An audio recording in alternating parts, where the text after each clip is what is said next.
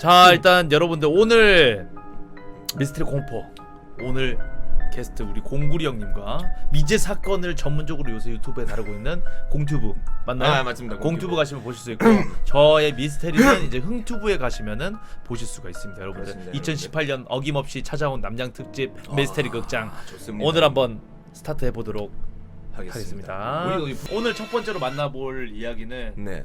바로 초능력 사냥꾼입니다. 초능력 사냥꾼? 초능력 사냥꾼 들어보셨나요?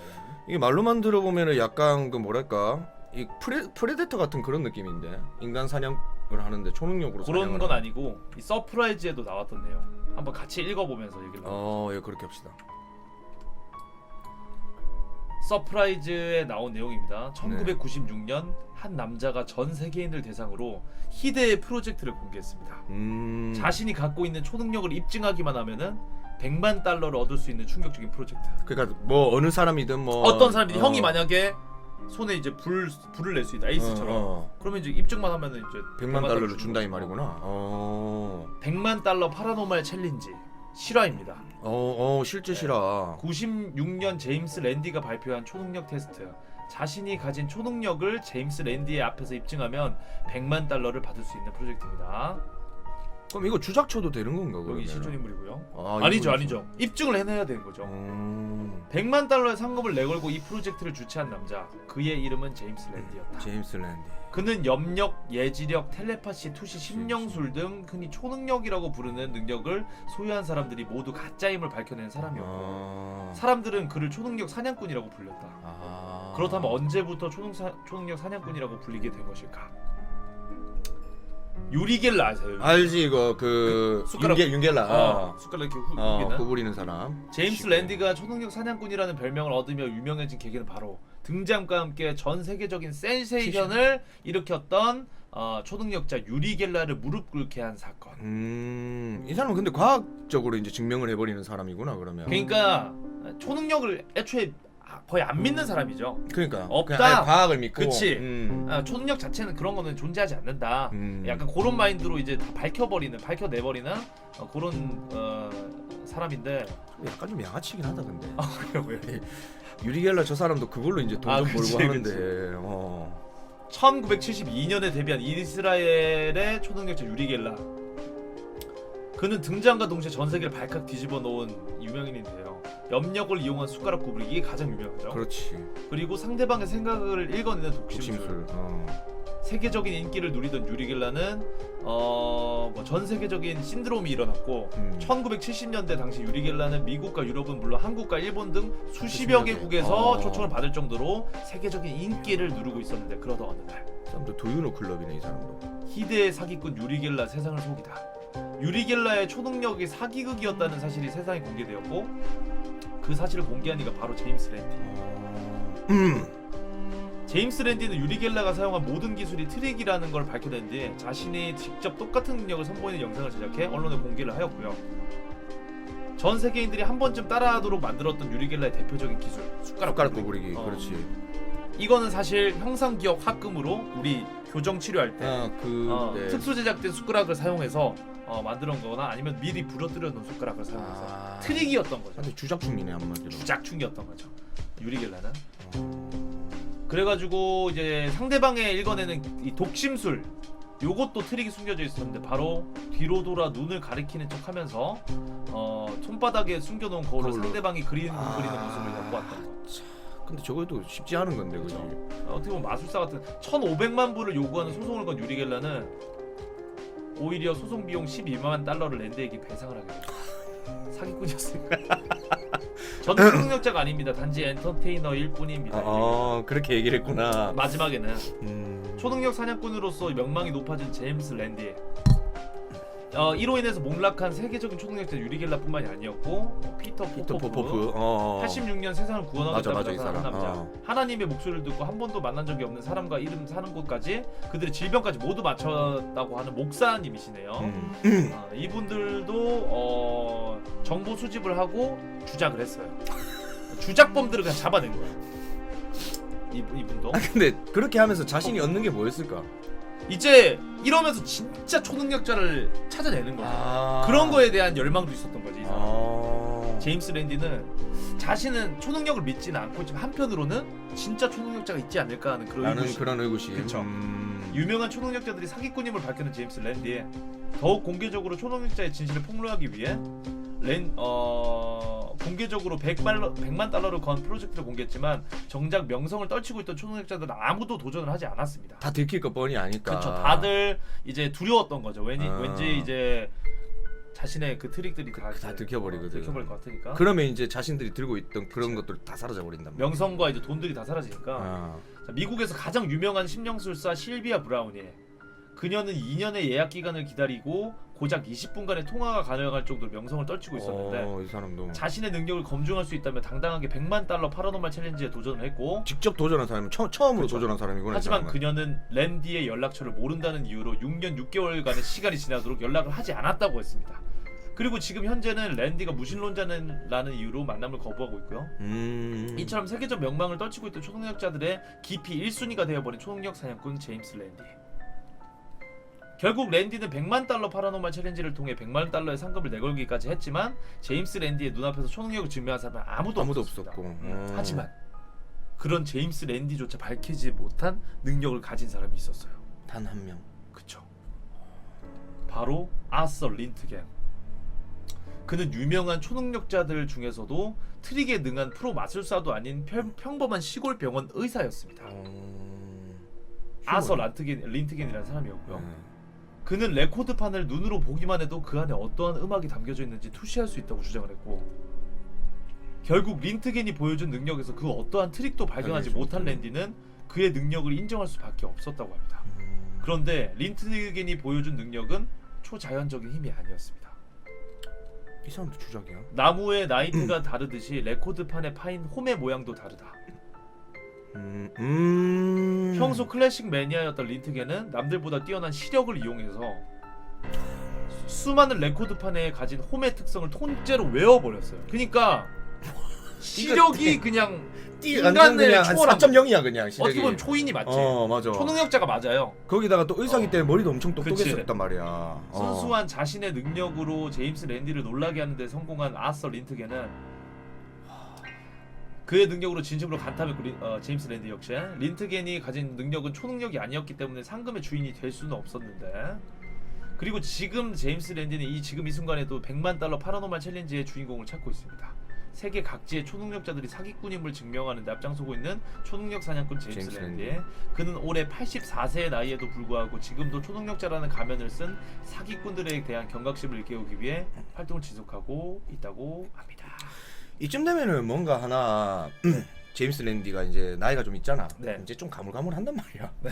그러면 이제 완벽하게 준비를 해갖고 보여주면은 제임스 랜디도 깜짝 놀라고 100만 달러를 주지 않을까 이런 생각이 드는데. 제임스 랜디 같은 이런 사람들이 여러 명 있어요. 그러니까 이 사람만 이렇게 하는 게 아니라 진짜 초능력자들을 찾고 있는 단체도 있고 각 국가에서 초능력 군사 부대를 만들기 위해서 연구를 했었던 옛날 나치 독일 맞아. 그때도 있었고 뭐 미국도 있고 뭐 러시아도 있고 뭐 그런 식으로 다 연구하는 기관이 있다고 하더라고요. 제가 미스테리 컨텐츠를 이제 찾아보면서 그런 거 관련된 자료들이 엄청 쏟아져 나왔어요. 근데 거의 다 이제 허구였지? 아니요, 허구가 아니라 거의 다 연구한 사실들이 있는데 거의 다 그 기초가 됐던 게 세계 전쟁. 세계 전쟁에서 우위를 잡기 위해서 그래가지고 그런 이제 초인적인 힘을 힘들을, 군사력을 기르기 위해서 그런 거에 관련돼갖고 연구를 많이 하더라고. 그리고 이제 그래. 우리 마블 영화도 보면 캡틴 아메리카도 영화 내용에서 군사력을 증강시키기 위해 가지고 세계 대전 때 이렇게 개발한 맞아 그런 내용으로 나오죠. 윈터 솔저 그런 것도. 근데 그게 어찌 보면은 참 좀 씁쓸하다. 만약에 그래갖고 초능력자가 나타나게 되면 그 사람은 실험체로 쓰일 거 아니야. 그쵸. 그렇겠지. 몸을 다 해부하고 실험체로 쓰이고. 그래갖고 인간 병기로 만들어 버릴 거야. 형님은 만약에 초능력을 쓸 수 있게 해준다 하면서 이제 수술 때 오를 의향이 있냐 대신에 위험 리스크가 있다 이러면 하실 거예요? 그걸로 인해갖고 내가 얻는 게 있어야 되잖아. BJ로서의 모든 것. 봐봐 상상해봐요. 초능력으로다가 김봉준 내 걸로 만들 수 있어? 지금 그런 것도 되고 다들 형 갑자기 머리카락 쫙 자라났다가 싹둑 잘라도 다시 한번 쫙 자라나고 얼마나 멋져. 진짜 대박이지 그런 거. 아 기본 그냥 그런 몇십만 거면 원. 괜찮을 것 같아. 아 근데 일단은 그렇게 된다고 하면 일단 김봉준부터 무릎 꿇리고. 아 봉준이 형. 봉준이 형한테 좀 많이 약간 쌓인 게 많아. 아니 그런 게 아니라 일단 모니터부터 먹어야지. 자 일단은 그러면은 요건 이제 초능력자 제임스 랜디의 이야기였고요. 예. 다음 이야기에 제가 이제 준비한 자료도 좀 종류가 많은데 일단 처음이니까 약간 좀 약하게 이제 간 거지. 뭐 카테고리는 미스테리 공포에서 벗어나진 않습니다. 그리고 어. 신비한 뭐 과학적인 사실이라든지 음. 이런 것들도 다루고 있어요. 그런 거 참고하시고. 그래도 이게 비가 지금 추적 지금 오고 있고 네. 이러니까 약간 좀 공포 쪽으로 가는 것도 나쁘지 않을 것 같은데. 하지만 순서가 정해져 있습니다. 하지만 순서가 정해져 있기 때문에 혹시 예, 몇 개인가요? 엄청 많아요. 보시면 엄청 많은데 순서가 정해져 있어요. 자 다음 이제 알아볼 내용 우리가 이제 다음에 만나볼 특이한 암호글이 게시된 블로그에 암호를 해보겠습니다. 나 이거 이런 거 알아. 그치. 그지 들어가면 막 말도 안 되는 말로 뭐 흥민이 토마토 흥민이 토마토 뜨거운 뭐 이러면서 그렇게 막 그치. 돼 있는 그거 말하는 거 아니야. 그런 것들. 요거는 실제로 네이버나 구글이나 이런 걸 통해서 검색을 하시면 지금도 찾아낼 수 있는 그런 내용들인데. 그 이것 때문에 한때 그런 얘기가 많았어. 뭐 북한의 암호다. 맞아. 그런 그런 북한군의 내용이 암호다 이런 말이 되게 많았어. 그렇죠. 어. 흥미 토마토는 근데 갑자기 왜 나오고? 갑자기 그냥. 자 일단은 여기 보시면은 그냥 평범한 뭐 블로그예요. 근데 보시면은 뭐 B6, C1, C3, 62, P8F 뭐 알 수 없는 숫자들과 뭐 이런 배열이 돼 있는데 그러니까.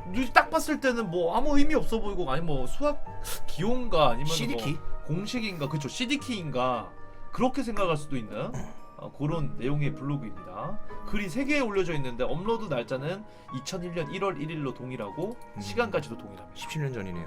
물론 티스토리 블로그에서는 예약 기능으로 날짜를 변경하여 올릴 수 있지만 꼭 이렇게 날짜를 바꿀 필요가 있었나 싶을 정도로 의미가 없습니다.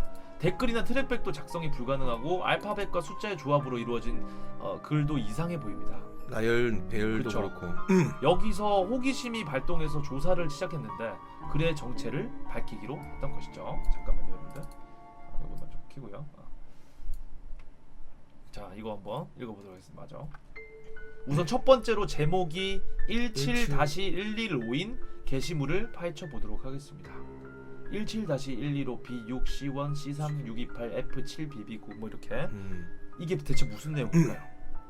28개의 조합으로 이루어진 이 난해한 암호는 이를 나누어 줄 그렇지. 필요가 4개씩 있는데 맞아. 우선 저는 4개씩 7개씩 나누는 게 적당해 보였고 자 B6 C1 C3 62 뭐 이런 식으로 C 언어나 자바를 좀 만졌다 하시는 분은 여기서 눈치를 챘을 것입니다.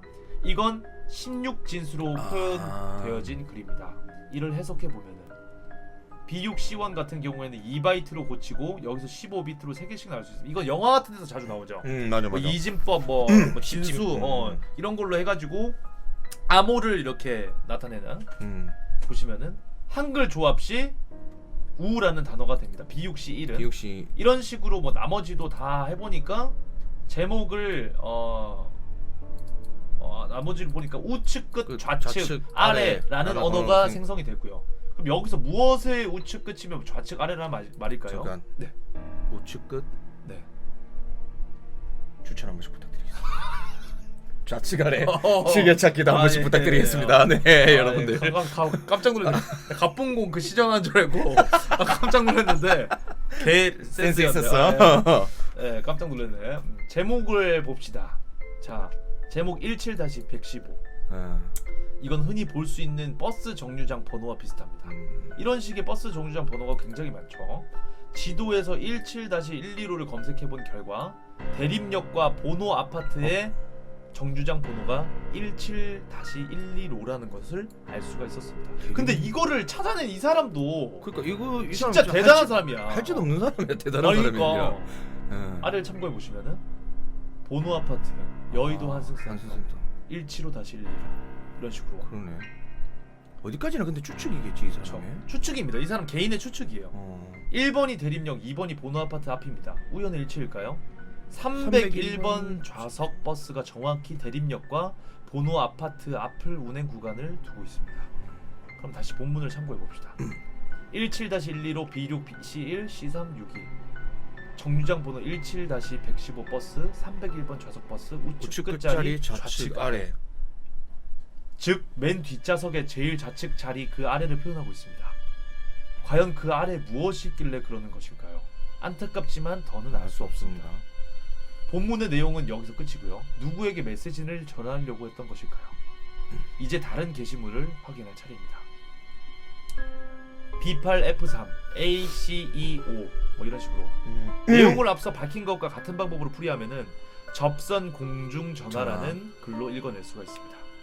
접선 공중전화라는 말은 공중전화에서 만나자 공중전화 통화로 접선하자 공중전화로 연락하라는 많은 경우의 수를 만들 수 있으나 상세한 사항까지는 알 수가 없었는데요. 요즘 시대에 공중전화를 사용한다는 것이 조금 낯설게 느껴지는 건 저뿐일까요? 폰을 사용할 수 없는 상황이 아닌 이상은 공중전화를 사용하는 게 좀 어색하죠. 당연하죠. 근데 저게 때가 2001년도였잖아. 그래도 이제 우리나라가 휴대폰이 좀 보급화된 게 엄청 활성화됐고 2001년이면은 2001년이면은 내가 중학교 1학년 때인데 그때는 사람들이 휴대폰보다는 그래도 공중전화를 좀 많이 그럴 쓸 수도 때인데. 있겠네요. 그럴 수도 있겠네요. 자, 일단은 제목을 풀이해보면 그게 아닐 수도 있고 공중전화에서 만나자가 아닐 수도 있대요. 제목을 풀이해보면 일단 풀이 한번 해보도록 하겠습니다. 부분이 좀 크니까 근데 제목은 내용보다 좀 더 난해합니다. 이게 무슨 뜻일까요? 이것을 조사하는데 시간을 많이 소비했는데 결국은 아주 간단한 것이었습니다. 이 블로그의 주인장은 글을 암호 형식으로 만들어서 작성하고 있다는 것이 도움이 되었습니다. 제목도 암호라면 그 암호의 종류에 대해 알아가는 식으로 조사 범위가 좁혀졌는데 그리고 오래전부터 쓰여진 간단한 암호가 떠오르더군요. 바로 모스부. 모스 그쵸. 딱딱딱. 뭐 이런 식으로. 모스부호는 알파벳과 숫자만 있는 게 아니라 한글 모스부호도 있습니다. 현 국군에서도 사용 중.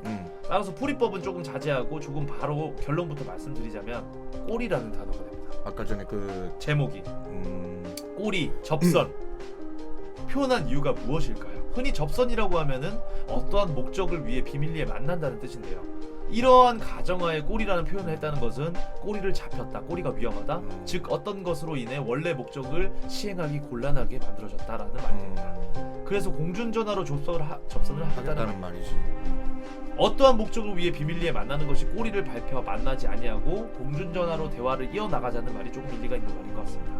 여기까지만 봐도 뭔가 이상해. 이상하지. 진짜 그냥 재미로 만들었다고 해도 이런 내용은 좀 이상하죠. 뭐 영화 소설 작가도 그러니까. 아니고. 일단은 거기다가 좌측 끝자리 거기 버스를 301번 버스를 타고 공중전화에서 내려서 맞지 접선을 하자 이 말이지. 그치. 근데 이 해석한 사람에 관한 내용은 없기 때문에 이 사람이 뭐 글쓴이일 수도 있어요. 그러니까 제 3자의 입장인 척하면서 추측을 하는데 알고 보니까 자기가 이제 했었던 그런 거를. 범죄 내용들도 엄청 많잖아요. 그렇지. 보통은 자기가 그치. 저질렀던 범죄에 대해서 뭔가 자랑하고 싶어하는 게 이제 사이코패스들의 약간 그쵸, 좀 심리가 사이코패스들. 있거든. 자, 마지막에 이 암호를 한번 해독해 보도록 하겠습니다. 마지막 내용 제목 D9U7RM 이꼴 해석해서 내용은 창 위로 3좌이. 3좌. 그러니까 창 위로 3좌 이게 딱 아. 그러면은 뭐 창틀 위로 그렇죠. 3좌. 왜 그렇게 잘하세요? 아니 이 형 왜 이렇게 자 여기서 일단 내용을 범인은 말이야. 창 위로 3좌이 지금까지는 우측 아래 좌석. 좌석 접선 공중전화와 같이 어느 정도 이해할 수 있는 말이 되고 암호가 나왔다면 이번에는 난해한 암호가 나왔습니다. 창 위로 3좌이 하지만 어느 정도 풀이는 됩니다. 창은 일단 보류하고 위로 3 좌이는 위로 셋 좌로 둘 이런 뜻으로 받아들이기 가장 적합합니다. 위로 3번, 세 번째 3개, 3곳, 셋이라는 한 글자만으로도 많은 것을 표현할 수 있습니다. 그래서 일단 지금까지 그랬듯이 제목에서 힌트를 좀 얻어보려고 했는데 뭔가 D96U 이꼴 7RM 알 수 없는 단어가 나왔습니다. 16진수도 아니고 모스부호도 아니었습니다. 전자 암호도 아니고 환자 암호도 아니고 어구 암호, 복합 암호, 기계 암호도 아니에요. 그래서 여기서 시간을 많이 빼앗겼는데 다시 내용으로 돌아가서 위로 셋, 좌로 둘은 밝혔으니 창을 한번 밝혀보기로 했습니다. 위로 3번, 좌로 2번, 그리고 창. 왠지 창문을 헤아리는 것 같지 않나요? 아까 형님이 얘기했듯이. D9 그쵸? 7 RM은 아래? 위로 3번째, 좌로 2번째 창문, 최소 3층 이상의 건물. 그리고 D9U 7RM 관련된 건물. 엄청난 노가다로 풀어냈습니다. 늘 그랬듯이 결과만 말하자면 이와 관련된 건물은 바로 윈드스톤 오피스텔입니다. 거진 4시간에 걸려 찾았습니다. 제목이 결정적이었는데요. 제목에서 D9와 U = 7RM을 분리할 필요가 있었습니다. 아래 사진을 보시죠. 여기가 바로 윈드스톤 오피스텔입니다. 자, 이제 다들 눈치를 채셨을 겁니다. D9가 뜻하는 것을요. 윈드스톤 현관 앞 거리에 새긴 문양을 보십시오. 다이아 9개. 왜? 왜 그렇게 좀 이거 봐도 잘 모르는 사람이 태반이에요. 왜 그렇게 잘 아시는 거냐고요. 본 내용이에요? 아니 지금 저게 9개 맞잖아. 형, 지금 다이아몬드 모양이 이렇게 돼 있는데 당연히 다이아몬드 9개 지금. 사람 죽여왔어요? 자, 일단은 다이아가 9개 있습니다. 여기 조금 억지스럽다고 하시는 분들 계실 텐데 현관 오른쪽에 모형이 보이시나요? 1992년도에 스테인리스로 만들어진 건축 환경 조형물입니다. 여기에 저기 아주 재밌는 게 있습니다. 보이시나요? 그냥 보이는 대로요. U 맞네. 9RM. 네, 세 번째 글에서 뜻하는 바는 윈드스톤 오피스텔 3층 좌측 두 번째 창문입니다.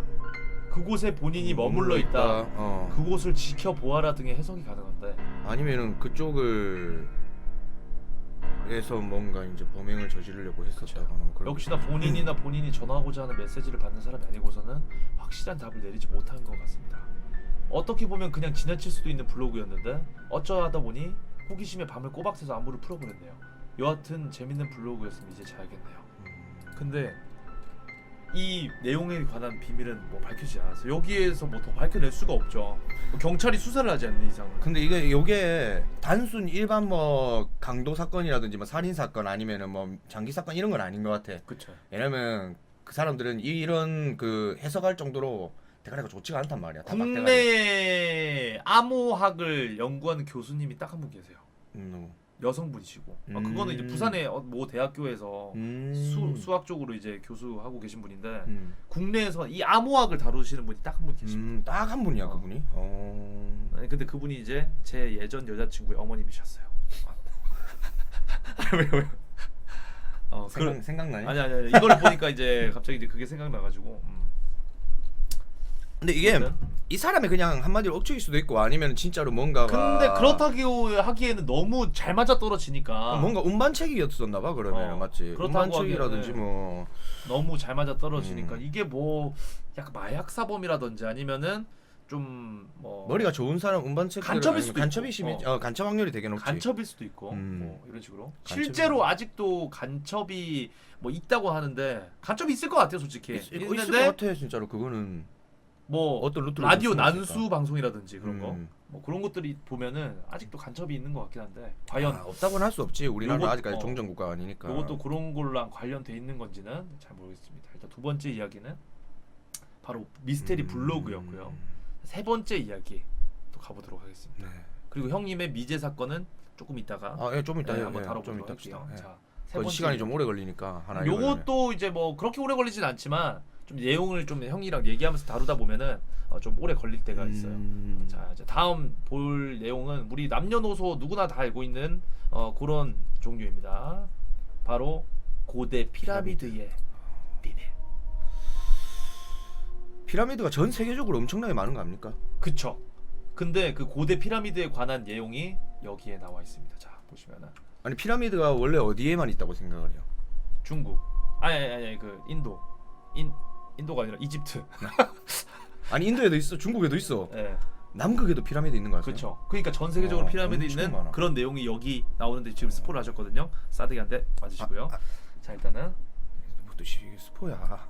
자, 고대 피라미드의 비밀에 관한 이야기. 40명의 명단? 이건 피라미드 축조에 참여한 노역자 40명의 명단입니다. 이거는 저번에 우리가 이제 맛보기를 한번 봤던 내용인데 보신 분들은 잠깐 찾아주시고, 검정색은 노역에 참가 못한 날짜와 빨간색은 참가 못한 이유. 이건 되게 간단한 거라서 그냥 넘어가도 되는 건데 뺨 한 대 때리세요. 그 내용 아니었어요. 자, 됐고요. 아니 근데 네, 강제 노역이야 그러면 어찌 보면? 읽어보시면 됩니다. 자, 세바라는 한 노역자는 전갈에 물렸고 파라오한테 일주일 쉰다고 병가를 냈어요. 코스라는 사람은 하루는 몸이 아파시고 그 다음날은 잔치 때문에 쉬었고요. 페소라는 사람은 아들 묘지 참배 때문에 쉬었고, 네페렙은 형 시신 미라를 만들느라 못 나오고, 이호탭은 전날 술을 마셔서 숙취 때문에 못 나오고. 새끼 다 잘라야 돼 이 새끼들. 그러니까 이렇게 일하면 안 돼. 여기에서 밝혀진 점이 무엇이냐? 응. 이집트도 다른 고대 사회처럼 사회적 신분은 있었지만 분석한 결과 결과? 비교적 자유로웠다. 우리가 아는 피라미드는 막 집마차 끌고 가가지고 돌 끌고 가고 으아 채찍질 당하고 그러니까 노예들이 그렇게 이제 했을 거라 생각을 그쵸, 했는데 피라미드를 만들었다고 생각을 하는데 그게 아니라 피라미드는 사실 진짜 크다. 진짜 이게. 크죠. 여기 사람이 이만하거든. 여기 사람이 이만한데 여기 잘 보이십니까 여러분들? 이 벽돌 하나가 사람 키보다 커요. 근데 이게 지금 몇 겹씩 해갖고 꼭대기까지 올라와 있죠. 자, 이집트에는 사실 노예 제도가 없었고 피라미드에 건설된 노동자들은 고임금의 노동자들이었고요. 4대 보험, 의료, 제도, 무덤까지 다 해주고 신의 이제. 직장이었다. 아, 복지 진짜 좋네. 그럼에도 불구하고 이제 이 피라미드가 이렇게 많이 지어졌다. 그 말이즉슨 그런 사람들이 많았다는 거겠죠. 이게 그러니까 세계 7대 불가사의 중에 하나가 이제 피라미드가 있었던 게 그쵸. 지금은 이제 빠졌다고 하더라고요. 네. 근데 이게 그렇게 될 수밖에 없었던 게 이렇게 큰 거를 도대체 몇 명이서 그걸 만들었냐 이게 참 의문이었었거든. 근데 우리나라에도 피라미드가 있는 거 아세요? 한국에도 피라미드 있지. 우리나라에도 여러분들 피라미드와 똑같은 건축 방식으로 만들어진 건물이 그 무덤이에요. 근데 무덤인데 파낼 수가 없는 게 이 고릉이라 가지고 그런 내용도 다음에 다뤄볼 겁니다. 이 피라미드 같은 경우에는 외부보다는 내부가 진짜 그쵸. 대박이지. 이게 무덤이잖아. 투탕카멘의 무덤 뭐 이런 거 이제 저주 이런 것도 나오고 그렇지. 재밌죠. 자, 요게 이제 세 번째 봤던 간단한 내용이 피라미드에 관한 내용이었고요. 빠르게 다음 내용으로 넘어가서 다음에 볼 내용은요. 세상에 이런 일이. 아이고, 아, 우리 공구리 신이님 고맙다. 빵디게 너무 고맙습니다. 빵디 고맙다, 신이야. 고맙습니다. 감사합니다. 아. 자, 요거는 여기 있었네. 무서운 내용은 아니에요. 무서운 내용은 아닌데 미스테리한 내용입니다. 말 그대로. 어. 세상에 이런 일이 나온 내용이에요. 미스테리 좋지. 그렇죠. 자, 돌에다가 직접 그림도 그려 놓으신 겁니까? 아니에요. 내가 그린 게 아니라 내가 화가도 아니고 그림을 그린 게 아니라 화가가 그린 것도 아니고 돌에 그려져 있는 그림 누군가가 그린 그림이라 생각하는 제작진과 아니라고 아니라고 주장하는 주장하는 수식가. 여기 있는 그림 보이세요? 독수리 아니야 이거? 독수리죠. 어. 여기 보이시죠? 이 태양빛 같은 레드문. 그림뿐 아니라 색상까지 완벽한데 어? 자연석입니다. 에이 이것도 아까는 뭐다. 세제와 수세미로 닦아보지만 닦여지지 않고요. 말이 안 되는데. 세계 각지에서 약 3천여 점의 수석을 수집했고 위 돌멩이 숫자들도 인공적인 게 아니라 자연적으로 생긴 거라 주장하는 할아버지. 근데 이 사람 찾은 이 돌을 찾았던 사람이 이 사람밖에 없잖아. 아니 이건 수집하신 거죠. 그러니까 아니 누가 가지고 있던 걸 돈 주고 사서 이렇게 한 걸 수 있고 그러면 증거 자료가 남잖아요. 그치. 그렇게 해서 모은 전 세계에서 이제 모은 돌들이에요. 생태계를 다 모았어요. 전부 모았어요. 어? 뱀이. 그치? 쥐, 오메킴도 소, 있고. 호랑이, 토끼, 용, 뱀, 말, 양, 원숭이, 닭, 개, 돼지. 뭐야? 무엇보다 믿을 수 없는 게 왜 비광이 어딨냐 여기? 낚시하는 그림. 아, 낚시하는 사람 역시 자연석이라고 말합니다. 하하 이 사람 프로 주장로구만. 이 그림 공개 장면에서 MC들도 말도 안 된다고 외쳤는데요. 달토끼 아니야 이건? 그쵸. 아 여기에 진짜 달묘는 좀 아니잖아. 아. 정말로 믿을 수 없는 그림들. 이거를 그래서 형같이 이제 믿지 않는 사람들이 있기 때문에 어마어마한 코끼리도 있고 십자가에 못 박힌 예수. 이거는 솔직히 억지라고 할 수 있는데 야 잠깐만 저 사람한테 M창값 말이 안 된다 이거. 30년 경력의 수석 전문가를 모셔놨습니다. 이것도 자연석으로 나온 게 맞나요? 예, 맞습니다. 자연적으로 나온 게 맞다고 합니다. 전문가가 30년 전문가가 맞다고 하는데 우리가 어떻게 아니라고 우겨요? 이 사람 돈 받았을 확률은. 뭐 모르겠죠. 아무튼 그러면 사기 방송이지 말 그대로. 그렇지. 근데 그런 너무 안 믿기니까 어이가 없고 안 믿기니까 그런 걸 잠깐 벗어놓고 자, 전남대학교 지질학과 교수 박배영 씨라고 이름까지 밝히고 교수님이 나왔어요. 배영 교수님이 나왔어요. 배영 씨. 지질학과 교수님 역시 자연석이 맞다고 인정합니다. 아 진짜 내가 보기에는 이거 하나 줬어. 하나 줄 테니까. 위 아니 그림들이 봐봐. 그러니까 말도 안 되는 거잖아 지금. 저기 산에 그거 있는 거잖아. 집 있는 거 저거 기와집 같은 거. 도대체 자연적으로 어떻게 스케치 색상 명암까지 우연의 일치로 맞춰져서 그려졌는지 미스터리입니다. 자연석 자연 그림은 교수 수석 전문가까지 모두 100%가 맞다고 하였어요. 근데 이 수석 전문가들이 이게 100% 자연석이란 걸 밝혀낼 수가 없잖아. 어떻게 밝혀내는데? 그 사람들 30년 동안 돈만 전문적으로 보고 그러니까 해가지고 아니- 뭐 지질 뭐 이런 걸 뭐 봤겠죠. 안에 이제 뭐 이게 잉크가 들어간 것인지 아니면은 뭐 자연적으로 형성된 것인지 이런 것들을 뭐 분석하는 뭐 기계도 있을 것이고 뭐 다 보겠지. 뭐 현미경 갖다가 보고. 그러니까 내 말은 뭐냐면 이런 그림이 어떤 식으로 이래갖고 어떤 현상으로 인해 가지고 그려지는지 그런 건 못 밝혀냈잖아. 그쵸. 그 자연적으로만 이루어졌다는 것만 이제 추측할 수 있고 밝혀내지는 못했지. 근데 돌 자체가 뭐 세월이 지나면서 막뭐 두들이 비도 맞고 맞고 막 바람을 뭐 깎이고 그래. 막 이렇게 해가지고 하는 거라서 이게 그렇게 세부적으로 밝혀낼 수 있는 그거는 없지. 아직 우리 기술력으로 안 되지. 저 사람 돈 많이 벌었겠네. 근데 진짜 신기하지 않아? 그러니까. 이런 게 가능하다. 이런 거 하나 팔면은 솔직히 몇 천만 원 할 것 같은데. 그러니까 아무튼 뭐 이제 여기 교수님도 이름 까놓고 이렇게 나온 거 보면은 저는 주작은 아니라고 생각하는데 자연적으로 우연의 일치로 이런 게 될 가능성은 있다고는 생각은 해요. 근데 저 사람은 가능성이 너무 많은데. 자, 뭐 아까 전에 이제 피라미드 이어서 예. 요거를 이제 이거는 제가 맛보기용으로 공포 콘텐츠 하기 전에 보여드렸던 어. 거였는데 요거 아까 이제 공구리 형이 말했던 그런 내용이 담겨져 있는 보스니아. 보스니아의 12,000년 전 피라미드 요거 한번 보도록 하겠습니다. 제 공포 자료들도 뒤에 있는데 앞에는 좀 미스테리 자료들을 좀 다뤄보도록 하고 왜냐면 공구리 형 미제 사건을 또 이제 보고 그 다음에 공포로 넘어가야 귀신이 흐름이 이제 뿅 이제 나올 수도 있기 때문에 귀신 믿습니까? 자, 저는 귀신이 저희 집에 살았었어요. 이 전 집에.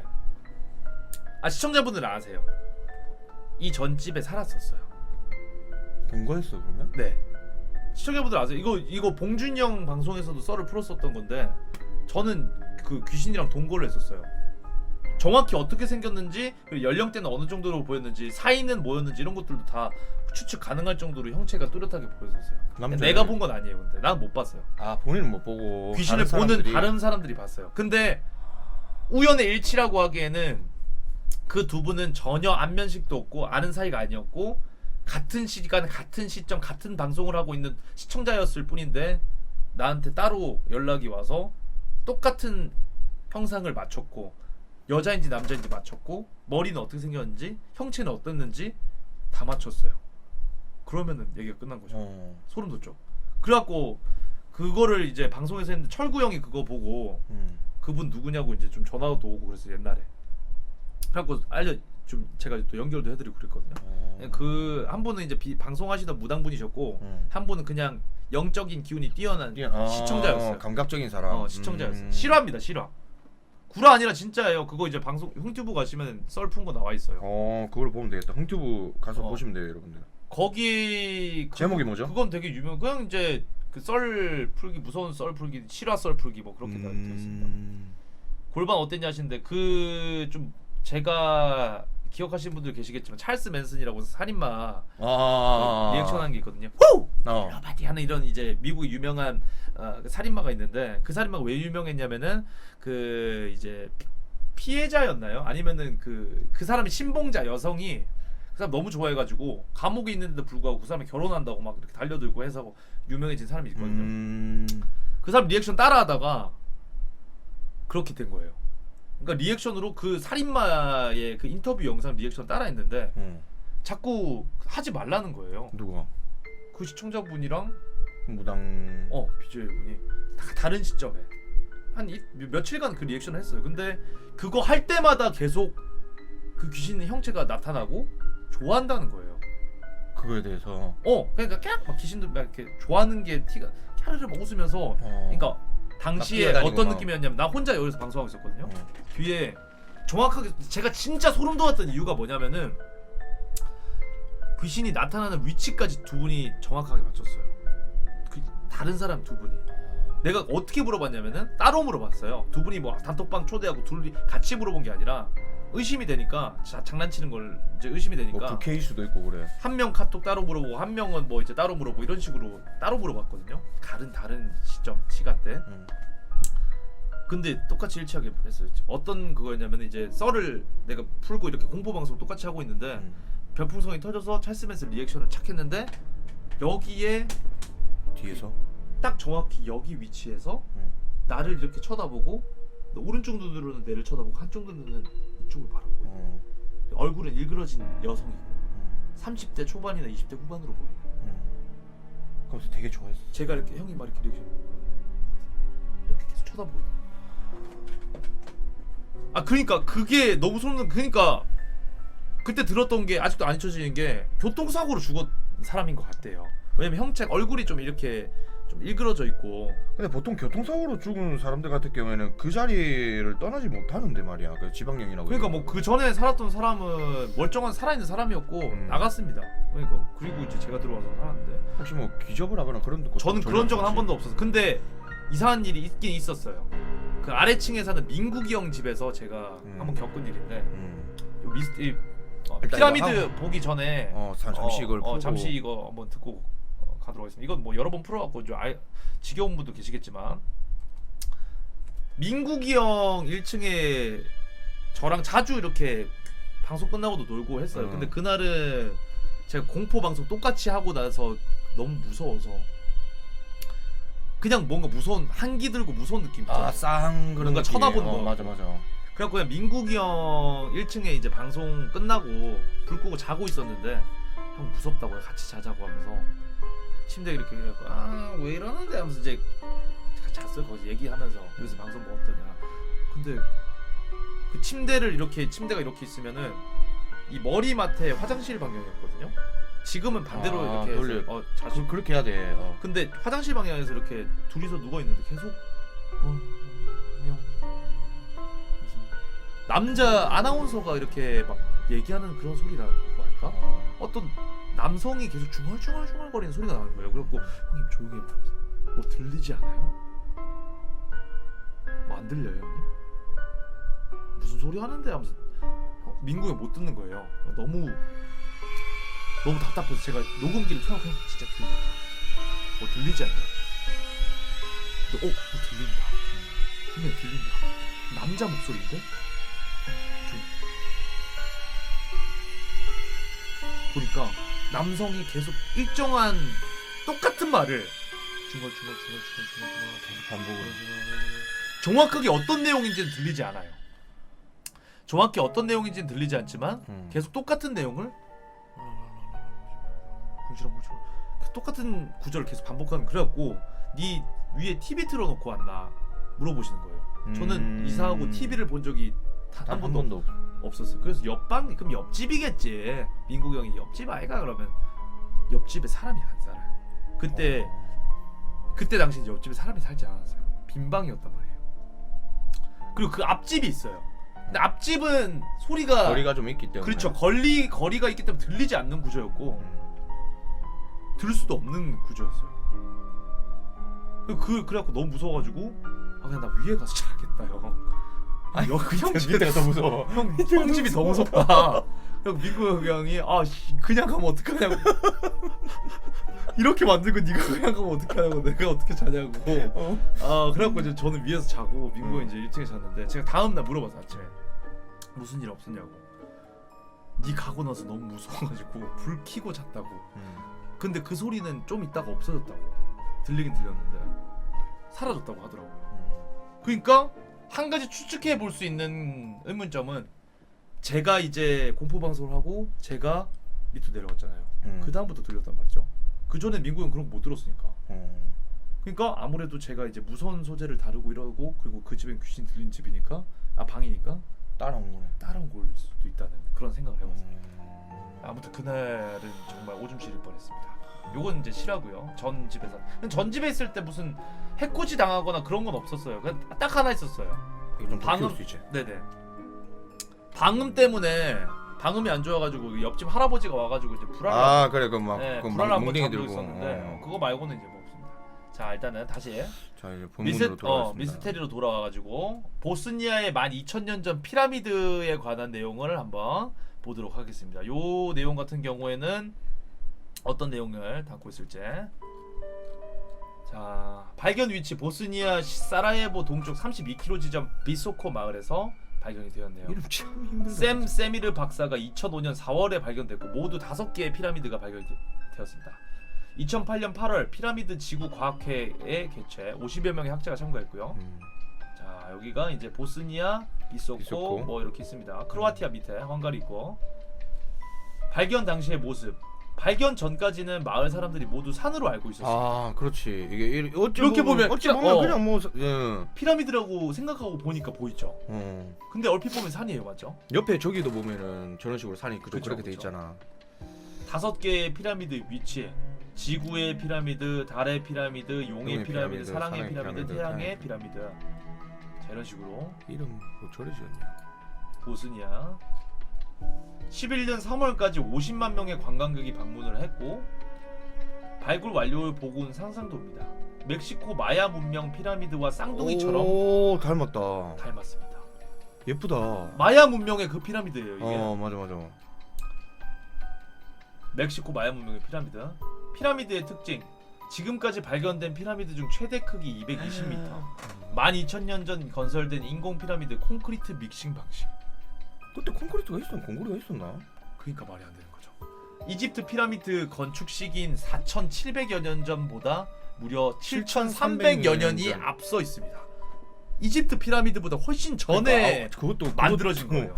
7,300년 전이면은 약 한 두 개 한 2,000 몇백 년 지금 차이가 그쵸. 있잖아. 2,000년 넘게 차이가 있습니다. 중국에도 250여 개의 피라미드가 있다고 주장되고 있고요.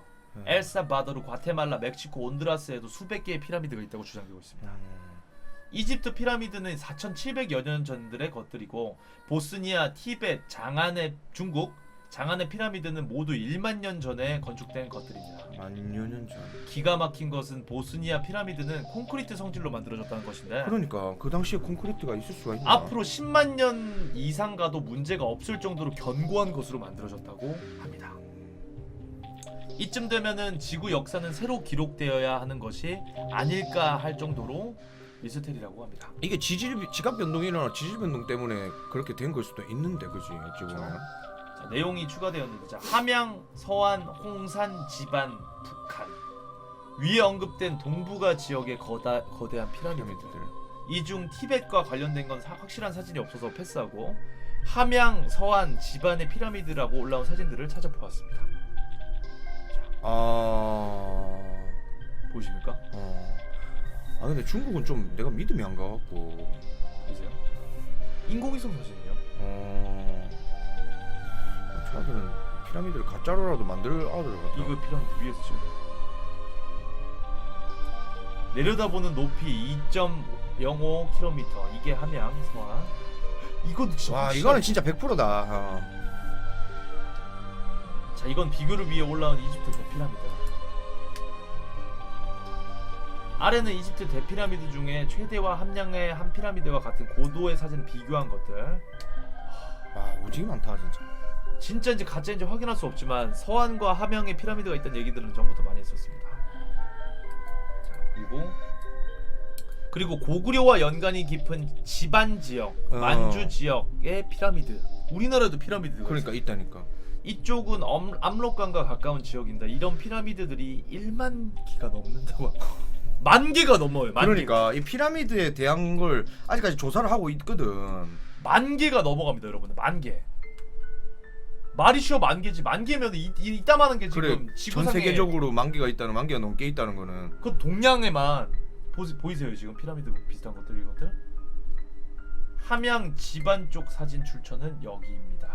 유사 역사 보통 유사 역사학이라고 안 좋게 말하는 사람이 많은 그런 쪽 카페인데 이 피라미드와 관련된 건 좀 볼만하다고 하네요. 무튼 이렇게 돼 있는데 이거에 관련돼서 이제 여러 가지 추측이 나와요. 지구 윤회설. 맞아. 지구 뭐 지하 제2의 지구설. 지구설.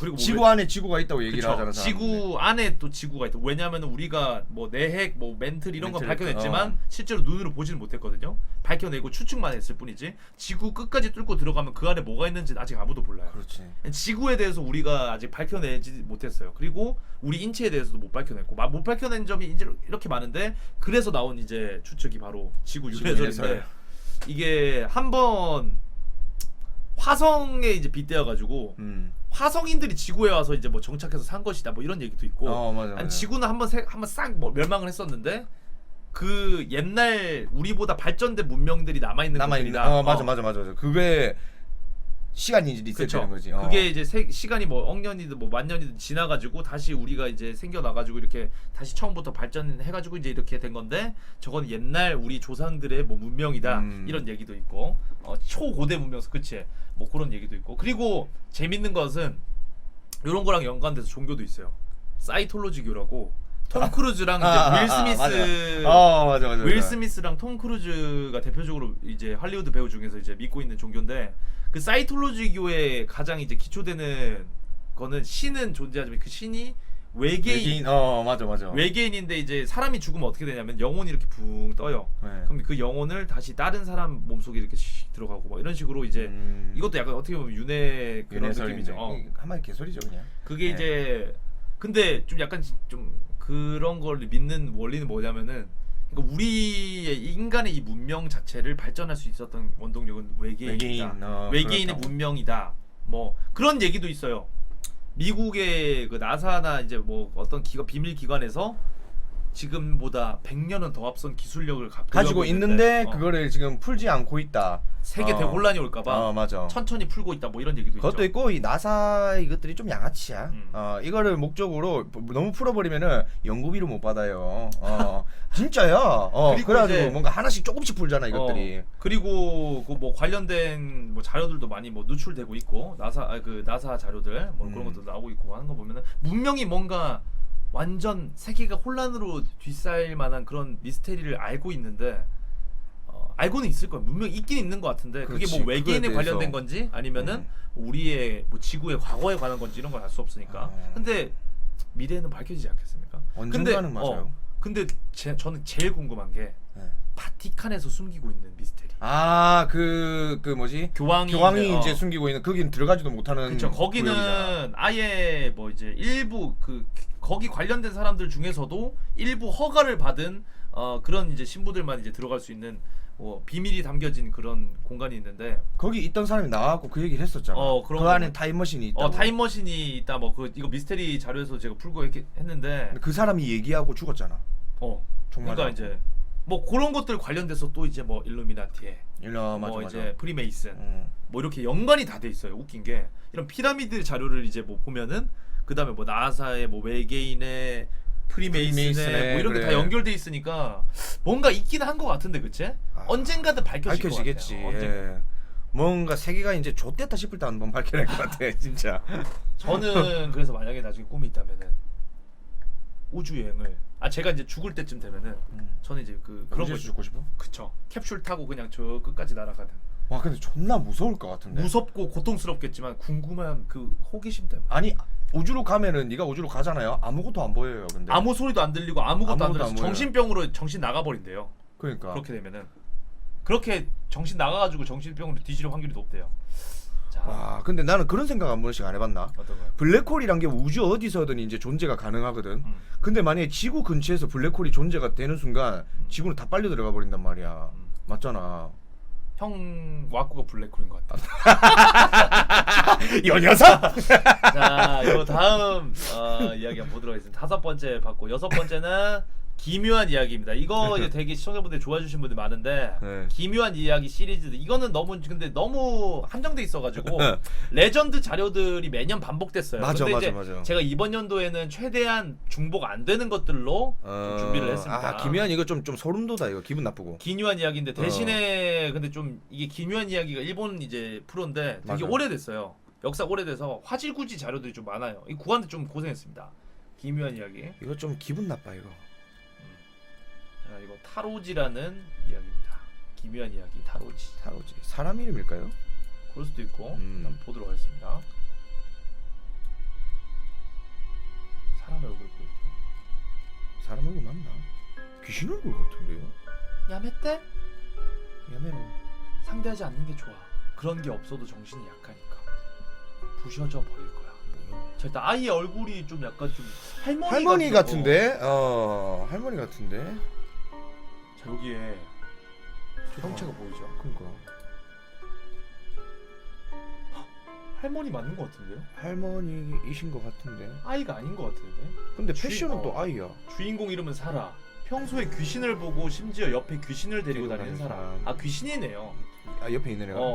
우연히 맨션을 지나가다 베란다에 우두커니 서 있는 희미한 형상들을 보게 되었는데 사라는 그것을 보고 몸이 안 좋아졌는지 구토를 하고 데리고 다니는 귀신은 정신 건강에 안 좋다며 무시하라고 하지 말라고 하지만 사라는 궁금증이 돋는지 착한 건지 그 형상에 있던 맨션을 찾으러 갑니다.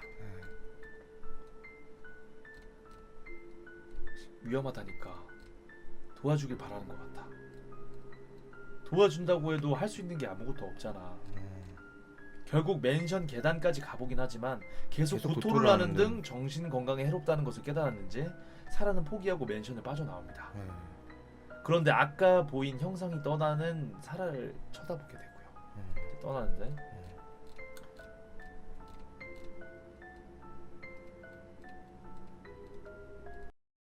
뭐 온다. 옆에 뭐 오지 않았나? 집으로 돌아온 사라. 갑자기 번뜩 무슨 생각이 들었는지 괴담 수집가 아버지의 방에 들어가는데 우연인지 필연인지 아버지의 괴담 기록 노트에 무엇인가가 적혀 있습니다. 10월 21일 사이토에 사는 사사키 미카라는 여성을 찾아갔다. 곳곳마다 상처를 입고 있는 체험을 한 것을 이야기해 주었다.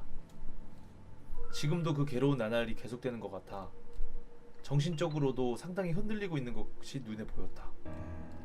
본인의 얘기로는 이런 일을 만들어낸 원인으로 짚히는 것이 하나도 없다고 한다. 하지만 우연은 없다. 이 일그러진 세계에 우연은 없다. 괴담 수집가 아버지는 10월 20일에 미카를 만나게 되었고 미카는 이유 없이 온몸에 상처가 나서 괴로워하고 있는데 자기 자신은 그 이유를 도저히 알 수 없다고 아빠에게 하소연하지만 아빠는 우연은 없다며 그녀의 일그러짐은 정말 사소한 것에서 시작이 되었다.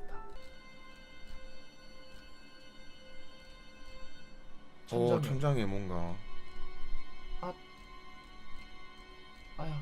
다음날 집에서 빨래를 널고 휴식을 취하던 미카 우연히 천장을 보던 중 이상한 글자를 발견하게 됩니다. 그런데 갑자기 발에 통증을 느끼고 살펴보니 발에 뜬금없이 상처가 져 있어요. 뭐야 이거? 핏자국 같은 게 눈에 있고 몇 시부터 마시고 있는 거야. 발은 왜 그래? 몰라. 타로지가 뭐야? 뭐야 그게? 내가 묻고 있잖아. 밤이 되었습니다. 저번보다 문에 이상한 흔적이 선명해져 있었는데 타로지라는 글자가 분명하게 쓰여져 있는 것. 집에 들어왔더니 저번처럼 술을 퍼마시고 있는 내연남. 미카에게 발이 왜 그러냐며 물어보는데 그녀는 문 앞에 쓰여진 타로지가 뭐냐고 되묻는다. 잠시 동안은 둘 다 장난일 거라 생각했지만 점점 그렇게 생각할 수 없게 되버렸어요. 겨우 지웠어. 뭘로 썼을까 저거. 잠깐만요.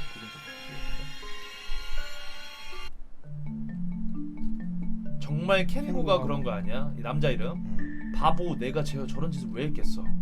그치만 봐 저기에도 발에 계속 지금 심하네. 저녁부터 통증이 심해졌어. 병원에 가는 게 좋지 않겠어. 이거 원한 아니야? 봐 이게 타로지처럼 보이잖아. 타로지 합쳐서 원한할 때 너 누구한테 원망받고 있는 거 아니야? 당신 부인 그 녀석은 아무것도 몰라. 녀석 생각해봤는데 그들은 누가 장난친 것이라고 생각을 하며 문에 쓰여진 글자들을 지워달라고 부탁을 하는데 이후 미카의 발에 난 상처를 살펴보는데 상처 글자 모형을 하고 있었습니다. 내연남은 그것을 보고 타로지가 아니라 원한이라는 한자를 가리킨다며 미카에게 누구한테 원한 사냥이 있냐며 질문을 했는데 미카가 그런 사람이 있다면 아마도 당신 부인이겠지라고 말하자 부인은 아무것도 모른다며 막말을 내뱉는 내연남. 타로지, 그 타로지 점점 늘어나는 거예요. 상처가 배에도 생기고 우 저것도 피로 맞지. 그런 듯한 맞죠. 형체가 계속 보여. 이후 미카의 몸에 상처는 늘어만 나갔고 문 앞에 글자들도 많아지고 선명해집니다. 이상한 낌새를 눈치챘는지 내연남도 미카의 집에 발길이 끊어버립니다. 나쁜 새끼네. 빨리 병원에 가. 그러니까 병이 아니라니까. 됐으니까 그렇게 하라고. 부탁이야. 지금 와줘. 무서워. 오늘은 무리야. 애 운동회가 있어. 부탁이야. 와줘. 무리라니까. 아내가 와서 끊을게. 말 그대로 그냥 쌩 까버린 거예요. 내연녀였는데 그냥 공구리 해버린 거예요. 그러니까. 야, 내가 자, 베란다의 그 기이한 형상은 계속 미카의 집 쪽을 지켜보고 있었고, 이후 상처가 점점 늘어가고 고통도 심해지자 내연남을 애타게 찾는 미카. 그러나 병원에나 가라며 자기는 애 운동회에 와 있으니 못 간다고 말하는 내연남. 근데 아야? 넌 이번에는 What the hell? 싫어. 결국 혼자 있게 된 미카. 거울을 보며 렌즈를 빼려고 하는데 갑자기 통증을 느끼게 되고요.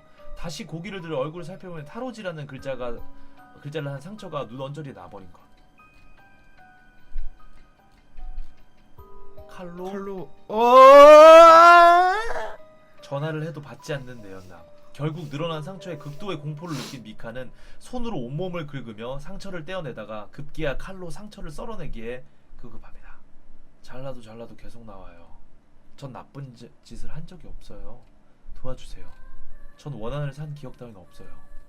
부탁이에요. 믿어주세요. 이 사람이 타로진가? 다시 괴담 수집가 아까 아빠에게 아빠, 이야기를 해주는 시점으로 돌아가 상처를 잘라도 계속 도전한다며 하소연을 하는 미카입니다. 자신은 누구에게 원하는 살 일이 없다며 절규를 했고요. 타로지라는 글자는 지금도 곳곳에 나타난다고 합니다. 가자. 뭐야? 자고 있는 거야? 자고. 그 맨션. 아빠의 상세한 괴담 기록을 읽고 있는 사라의 시점으로 되돌아가 그 기록을 읽고 무언가를 느낀 사라는 맨 처음에 봤던 맨션으로 되돌아갑니다. 옆에 따라다니는 귀신감. 얘는 귀신이에요. 그러니까. 귀신이 보이는 거지 얘는. 죄송하지만 잠깐만요. 뭐야? 거미 같은 거 뭐야?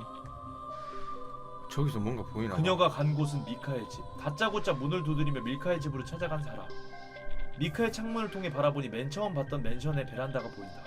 기이한 형상도 같이 보이고. 미카의 집을 나와 반대편 맨션, 즉 기이한 형상이 보이던 그쪽으로 달려가는 사람. 결국 문을 열고 안으로 들어가게 되는데 하지 말라는 거 하는 사람들 있어요. 아버지, 어머님이 자살.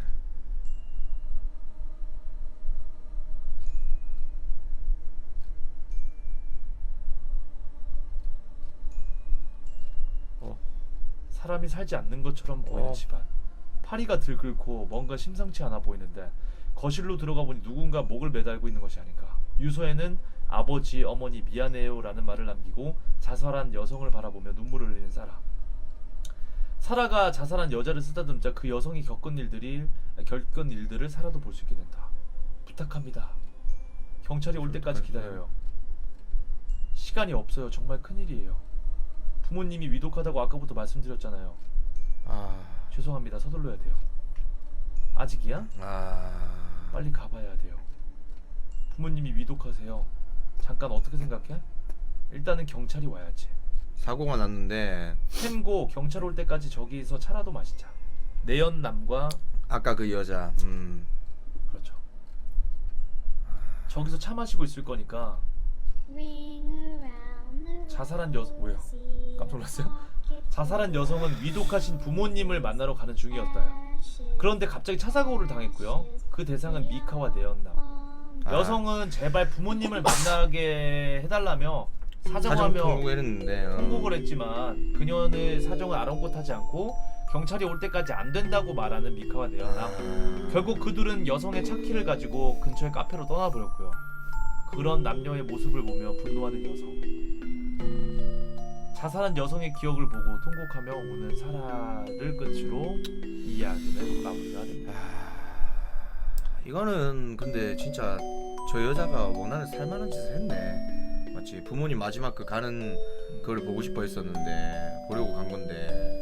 이거 실화인 거였는데 이거 나 의경 생활하면서 이런 내용은 아닌데 이 목매단 시신이 나와서 갑자기 생각이 든 건데 그런 사건이 있었어. 이제 의경 방범 순찰대를 가면은 이게 납근무가 있고 반근무가 있거든요. 반근무를 저 거제동 지역에 나갔어요. 지금은 아닌데 거제동이 저기 이제 낙후된 지역이 이제 다 재개발 지역이 다 폐가였어요. 폐가. 그 당시에 공폐가였어. 공폐가. 거기에 노숙자분들이 이제 밤에 막 이렇게 불법 침입하고 이러니까 그런 걸 막기 위해서 우리가 거기에 방법을 나갔단 말이에요. 거기 이제 2인 1조로 이렇게 해서 뿌려지면은 그 근무지에 걸리면은 항상 이제 좀 무서웠어요. 근데 얼마 안 가서 직원분들이랑 같이 순찰을 도는 시스템으로 바뀌었어요. 그래갖고 이제 직원 그 이제 경사 아저씨 계급으로 경사 되게 이제 나이 이제 머리 희끗하신 아저씨 분이랑 이제 같이 거기를 돌다가 엄청 깨진 유리창 거기 막 유리창이 있고 좀 되게 신식 건물이었어. 그게 도로가에 있는 건물이었는데 거기에 이제 뜬금없이 가진 신고를 받아가지고 거기에서 이제 노숙자들 뭐 있다 생활하는 것 같다 뭐 연기가 피어오르는 걸 봤다 이런 신고가 있어. 연기가 피어오르는 거. 거기를 이제 가가지고 막 그 폐가니까 입구도 막 막혀 있고 뭐 유리 깨져 있고 막 쓰레기 있고 개똥 있고 고양이 막 이렇게 있고 거기 이렇게 비집고 막 이렇게 가가지고 막 이렇게 순찰을 하고 있었는데 밤에 보통 이제 노숙자분들이 거기서 이제 생활하시니까 하고 밤에 이제 거기를 갔는데 거기서 이제 계단 쪽에서 올라가자마자 계단 쪽에서 그 이제 경사 직원분이 담배를 한테 이렇게 탁 무시더니 니들도 담배 피는 사람 있으면 피라 여기서 하면서 거기 딱 멈춰 서신 거예요. 아직 올라가지는 말고. 그럼 우리는 이제 저는 그때 담배를 폈으니까 이제 담배 불 붙여가지고 옆에서 이제 쓱 피고 있는데 니들 뭐 짬 뭐 됐냐면서 막 물어보시고 저는 이제 그때 이제 일경이었거든요. 일병이었다고 막 얘기하고 하니까 여기에서 할아버지가 자살을 하셨대. 네가 서 있는 그곳에서. 헐. 그때 내가 출동을 나갔고 그 얘기를 갑자기 담배 푹 떨어졌어요. 무서워가지고 갑자기 그 얘기를 왜 하시냐면서 내가 그때 생각이 나서 니들한테 얘기는 하는데 쫄지 말고 뭐 안 좋은 건 아니니까 거기 할아버지가 그 동네 주민이셨는데 그 동네 주민 아니셨어요. 다른 동네 옆 동네까지 멀리 계신 이제 동네 주민이셨는데 암에 걸리셨던 거예요.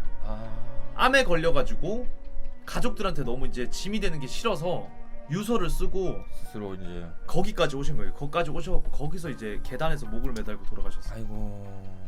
목을 매달고 돌아가셨는데 근데 그 얘기를 하시면서 그 막 우리 궁금하니까 그러면 안 되지만은 뭐 어떻게 돌아가셨냐 어땠냐 막 그렇게 물어봤는데 혀가 막 우리가 알고 있는 거 막 혀가 막 이렇게 떨어진다 막 이까지 떨어진다 막 이런 얘기를 하잖아요. 근데 그런 거 없대. 그렇게는 안 되는데 그거는 있대요. 뭐 속에 있는 장기가 막 이렇게 나온다든지 쏟아져 나오는 게 그런 거는 실제로 있대요. 이게 관략근이란 게 우리가 힘을 이 근육이 이제 딱 뭉쳐가지고 죽어 있는 거지. 사람이 죽으면 그게 다 풀려버리고. 풀려가지고 힘이 풀리고 이러니까는 이제 촥 이제 뭐 몸 밖으로 쏟아져 나오고 막 그런 건 있대요. 그래갖고 이제 거기서 이제 진짜 온 마음에 성심성의껏 기도를 하고 진짜 형 같아도 그렇지 않겠어요? 근무 나갔는데 내가 서 있던 그 자리에서 이제 사람이 돌아가셨는데 그 사연이 그런 사연이 있고 이제 방법이 나왔는데 진짜 손 두 손 모으고 선임이랑 나랑 제발 진짜 다음에 나오죠. 좋은 곳으로 갔습니다. 진짜 마음에서 우러나온 기도 있죠. 와, 나 그렇게 이제 기도한 거 처음이었어. 뭐 그런 썰이 있었습니다. 의경 가시는 분들은 뭐 그런 한 번쯤 보겠네. 그런 거 마시고 물 더 드릴까요? 화장실에 한번 갔다 오겠다. 화장실 정말 가실 거예요? 네? 하나 달고 올게. 하나 가지고. 지금 준비 좀 하고 있어 좀. 오케이. 보도록 하겠습니다, 여러분들. 사건 전날 추석 연휴 22일입니다. 끄자. 4세 3세. 싸늘하다 지금. 2세 딸들과 함께 6세 연상 아내와 남편이 있었습니다. 가명 안선희 씨의 휴대전화 사진이고 실제 아내 휴대폰으로 찍은 사진인데 남들과 다를 게 없는 평범한 일상 가족의 모습입니다. 네. 지금부터 남편의 증언. 23일 새벽 0시 26분에 둘째 셋째 재우고 남편은 첫째 데리고 친할머니가 있는 친가 쪽으로 갔다고 합니다. 아내와 손인사를 하면서 기분 좋게 헤어졌다고 하네요. 엘리베이터 CCTV에 찍힌 엄마한테 손인사하는 첫째 딸의 모습과 남편의 손인사 나중에 그때 엄마 표정이 찡그렸다고 증언하는 첫째 딸. 엄마가 표정을 찡그렸다고 간다고 하니까. 첫째 딸이. 그 이후 남편은 친가에 도착하고 아내한테 문제를 했지만 답장이 없었다고 합니다. 23일 친정 어머니 평소처럼 딸의 미용실에 갔는데 문이 잠겨 있었고 딸이 한 번도 미용실 문 닫은 적이 없어갖고 느낌 이상한 친정 어머니는 딸 남편한테 연락을 했고요. 그리고 어린이집에도 확인해보니 아내가 한 번도 빠짐없이 아이들을 데려왔었는데 이번에는 안 데리고 데려왔어. 왔다. 안 데려왔다고 하네. 걱정돼서 아내 집으로 간 친정 어머니와 남편. 거실 한가운데 아내가 상하이가 벗겨진 채 멍투성이에 죽어 있었다. 멍투성이로 죽었다고. 그래서 얼굴을 보니까 얼굴이 시커멓고 손은 바짝 쥐었다고 합니다. 얼굴이 시커멓다는 거는 태웠나? 얼마나 아팠으면은 얼굴뿐만 아니라 온몸이 멍투성이에 얼마나 고통스러웠으면 두 손을 꽉 쥔 채로 죽어 있었다고 합니다. 보통은 이제 오지게 때려 죽이는 것 같은 경우에는 이제 원한에 사무친 사람들이 보통 그렇게 죽이거든. 대리석에 머리 박는 것 같은 느낌의 그런 위에서 절구로 마늘을 꽁꽁 찢는 그런 소리하고 차원이 다른 이웃 주민들의 증언이었고요. 뭐 이상하게 고양이 소리인지 이상한 소리를 들었어요. 애가 고양이 소리 정체는 아내 부검 결과 밝혀집니다. 윤상 연골은 여기서 쓱 내려와서 여기에요. 직접적인 사인은 위 캡처 부분이 결정적입니다. 아마 족부, 발에 의해서 이러한 손상들이 일어나지 않았겠나라고 추정을 했습니다. 그러니까 발로 깐 거네. 그쵸. 의사 말로는 손으로 목 졸라 죽이지 않고 발로 목과 온몸을 밟아 죽였다는 게 됩니다. 고양이 소리는 아내의 고통스러운 신음소리였고, 그렇다면 죽은 아내 발견 때 남편의 반응은 어땠을까? 바닥에 앉아서 장모도 그렇지만 앉아서 계속 울고 통곡을 하고 이런 상태였어요. 옆집 아기 아빠가 벨 두르고 문 막 두들기면서 어떻게 하느냐고 도와달라고. 딸이 한 2살, 3살. 구조대원이 갔을 때 둘째, 셋째가 있었고 나중에 밝혀지는데 두 딸이 죽은 아내의 모유를 먹으려고 했었다고 합니다. 두 딸 앞에서 엄마 죽인 천인 공로한 진범을 꼭 잡아야 했던 경찰들. 그러나 현장 조사해보니 석연치 않은 점이 있었습니다. 대개 보면은 성범죄 현장에는 속옷이 이렇게 올라가 있잖아요. 그렇죠. 성폭행으로 위장 가능성이 높아 보였고 사건 현장을 많이 흐트려 놓는 게 일반적인데 이제 보통은 이제 몸싸움을 하거든. 이게 흉기로 인해 가지고 한 방에 죽이는 게 아니라 이렇게 때려 죽이는 것 같은 경우에는 아무리 그래도 사람이 이제 살아보려고 발버둥을 치다 보면은 몸싸움 흔적이 있어야 돼. 현장에 있던 담배 꽁초와 아파트 주변 꽁초 비교 조사를 해봐도 진전이 없고 아내 주변 원한 관계도 없이 깨끗했고요. 남편을 의심할 수 없는 게 아내한테 마지막으로 손인사하는 딸을 찍은 엘리베이터 CCTV 때문입니다. 살아있는 아내를 본 이후 남편이 집에 온 흔적이 보이지 않는 알리바이가 있고, 그런데 아내 사망 직후 CCTV 화면. 경찰들이 아내 사망 확인 바로 직후 엘리베이터 CCTV에서 묘한 장면을 찾아내게 됩니다. 남편이 엘리베이터에 있는 흔한 광고를 넉넉히 보고 보는 위화감 저는 행동을 보입니다. 광고나 이런 것들이기 때문에 일상적인 내용일 거예요. 그런데 주의를 굳이 끌만한 내용이 아님에도 불구하고 그런데 주민이 타면 또 행동이 갑자기 변하죠. 그렇다고 광고 봤다고 잡아둘 수는 없는 일. 경찰은 여기에서 CSI에서 많이 보던 미세 증거에 집중을 하게 되는데, 특이하게 강제성을 굉장히 강하게 띄었을 경우, 그럴 경우에는 섬유가 많이 남습니다. 죽은 아내의 몸에 일상적인 접촉만으로 힘든 남편의 티셔츠 미세한 섬유 증거가 있었어요. 거짓말 탐지기와 미세 증거를 내밀자 결국 자백을 하는 남편. 계획적이었습니다.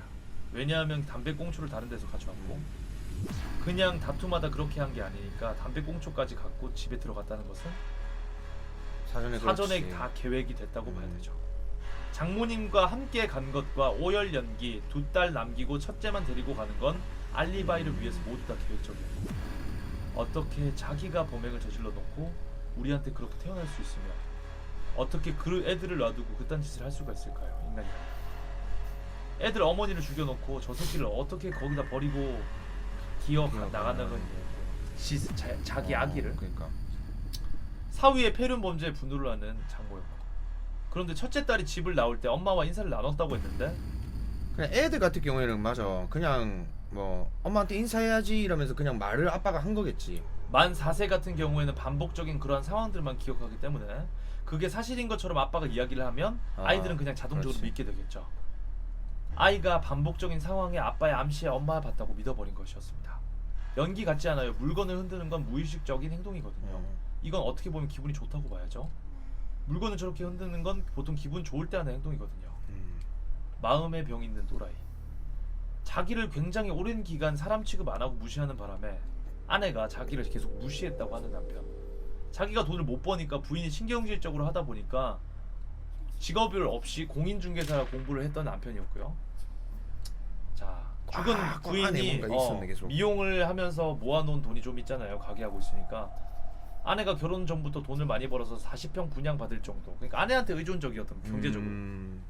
모든 경제권은 아내가 다지고 그쵸. 있었던 거지. 그 돈으로 노래방을 계약해서 했어요. 한 1년.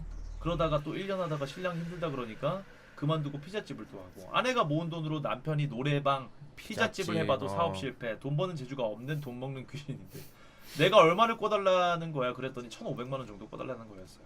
그러니까 이혼 사유였고요. 이런 것들. 잠시만. 또 퐁이라는데? 아니야? 또 버퍼 걸려요 여러분들? 또 걸려요? 버퍼 걸리십니까? 버퍼 걸리세요? CP 올라가? 아니. 아 뭐야 깜짝아 왜 그래 무섭게. 자, 인내의 한계를 느낀 아내는 이혼을 결심하고 지인에게 1,500만 원을 빌려달라고 하고 곧 이혼한다고 말했습니다. 신랑이 딸 데리고 나가 살게 되니 돈 하나도 없는 신랑한테 마지막 선물을 하려고 했던 것 1,500만 원 이제 주면서 현실적으로 아내의 의존 생활을 했던 남편 입장에서 아내의 이혼 요구는 모든 경제적 지원을 끊긴다는 의미였어요. 그렇지. 그러니까 와이프한테 의존하고 있던 너무 심하겠고, 야 철없는 남편이야 어찌 보면은. 용도가 없다. 너는 나에게 이제 폐기 처분되어도 상관없다. 복수의 뜻으로 아내를 살해한 거고 그것은 굉장히 비정한 비정하네. 남편인 거죠. 마지막 미스테리. 아이는 그때 왜 엄마의 표정이 찡그렸다고 했을까? 아파하고 있었으니까. 일반적으로 엄마가 손을 흔들었다는 증언은 굉장히 사실 모호한 증언인데, 그런데 얼굴을 찡그린 채라는 표현은 사실 일상적으로 아이가 경험하지 않는다면 나올 수 없는 표현이에요. 가장 어떻게 보면 가능성이 높은 측면이라고 한다면 당연히 아이가 본 엄마의 마지막 모습, 아파하고 있는 모습. 다시 말해서 현장을 떠나기 전에, 집을 떠나기 전에 마지막으로 엄마가 누워있는 모습을 보고 이러한 표현을 아이가 쓴 것이 아닌가 하는 생각을 해봅니다. 상상만으로 끔찍. 아이에게는 나중에 트라우마로 남을 것 같네요. 남편은 현재 재판 중이고요. 이 사건 접한 전문가들은 하나같이 씁쓸함을 감추지 못했습니다. 대개 가족 간 살인은 우발적이고 감정적인데 이 사건은 매우 치밀하고 냉정하고 네. 범행 이후에도 감정적인 흔들림이 없이 철저한 연기를 했던 남편. 이 친족 간의 살인 같은 경우에는 좀 이제 죄가 형량이 좀 무거워. 살인죄 중에서도 좀 무거운 편인데 마지막인데도 의리를 지키려다 자기 돈까지 다 까먹고 이혼하면서 빚까지 내서 자기를 챙겨주려던 아내를 죽여버린 공구리. 또 내가 과연 사람 새끼일지. 새끼일까? 아니 근데 형님은 요새 요 근래에 되게 막 시청자분들한테도 시달리고 패드립 막 이런 막 악성들한테 막 시달리고 이래가지고 스트레스가 되게 많이 쌓인 상태잖아요. 스트레스를 어떻게 해소하고 계시죠? 나? 네. 그냥 해소한 건 없는데 그냥 그렇다면은 고소 딱 때리고 나니까 형님도 이 마음 한켠에 조만간이다 진짜. 응어리가 이렇게 져 있다는 뜻. 26명 한 명 찾아가려고 요새. 그러면은 내가 미제 사건을 왜 다루고 있는 것 같아. 일단 저는 좀 살려주시고. 철저한 미제 사건 같은 경우에는 심증은 있지만 물증이 없거든. 그렇기 때문에 내가 했을 거라는 심증은 있지만 물증이 안 나온단 말이야.